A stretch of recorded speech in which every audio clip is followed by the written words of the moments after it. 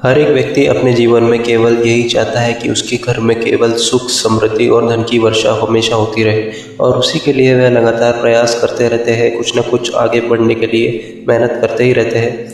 लेकिन कई बार जीवन में ऐसे हालात उत्पन्न हो जाते हैं जो बहुत ही ज़्यादा समस्याओं को जीवन में बढ़ा देते हैं।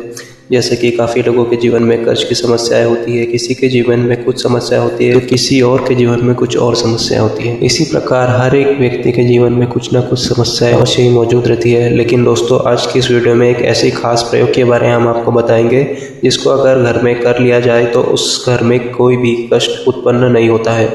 आप इस बात का ध्यान रखें कि जब भी जीवन में दुख आते हैं, कष्ट आते हैं या कोई परेशानी बड़ी आने वाली होती है तो उससे पहले घर में गृह क्लेश होना बहुत ज़्यादा अधिक बढ़ जाता है।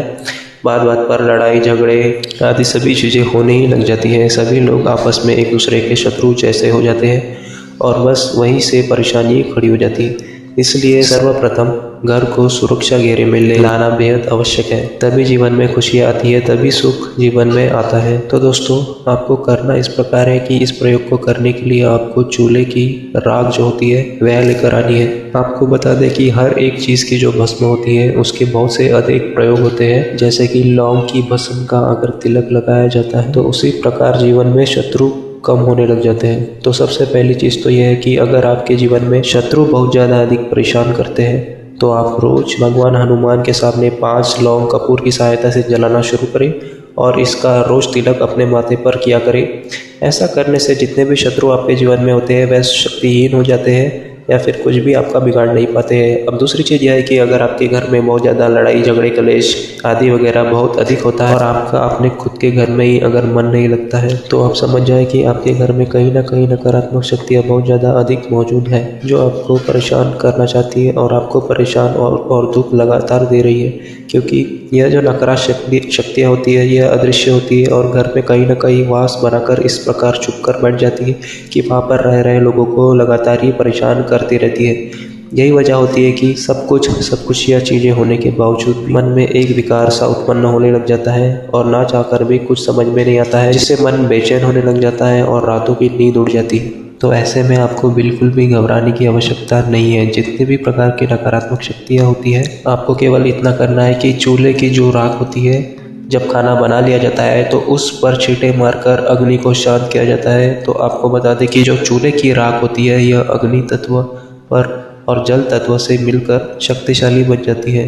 बल्कि काफ़ी लोग इस बारे में नहीं जानते हैं कि जब पहले के ज़माने में कोई भी व्यक्ति रात को या कभी छोटे बच्चे बाहर जाते थे तो उनकी माँ पुराने ज़माने में चूल्हे की जो राख होती थी उन्हें थोड़ा सा उनके मुंह में लगा देती थी, जिससे किसी भी प्रकार की ऊपरी बाधा, प्रेत बाधा आदि परेशानी बिल्कुल भी नहीं होती थी। बल्कि पहले के ज़माने में जब कोई व्यक्ति रात को किसी काम से जाता था तो दुर्घटनाओं से बचने के लिए भी चूल्हे की राख को थोड़ा सा अपने जेब में डाल लेता था, जिससे हर प्रकार की बुरी बलाएं, नकारात्मक ऊर्जाएं सब बिल्कुल दूर रहती है।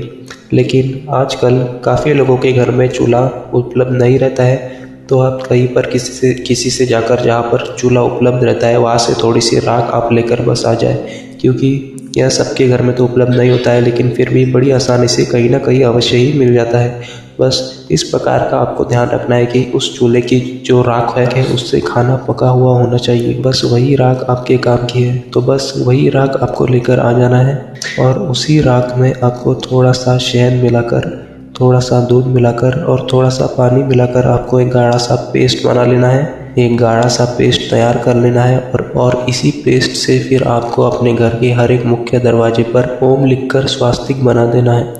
आपको बता दें कि स्वास्तिक की जो 4 भुजाएं होती है वह अलग अलग चीज़ों को रिप्रेजेंट करती है और स्वास्तिक अपने आप में ही एक बहुत ही ज़्यादा चमत्कारी यंत्र होता है।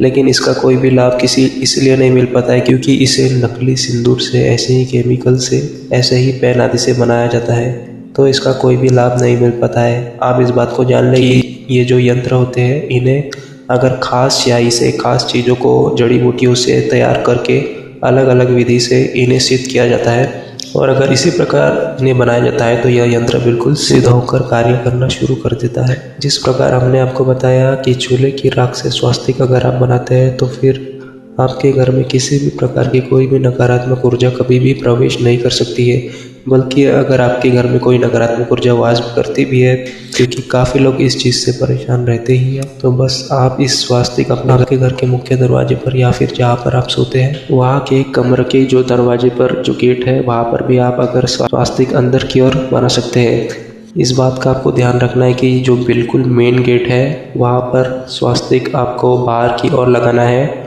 और जो अंदर की कमरे है वहाँ पर आपको अंदर की ओर से स्वास्तिक बनाना है।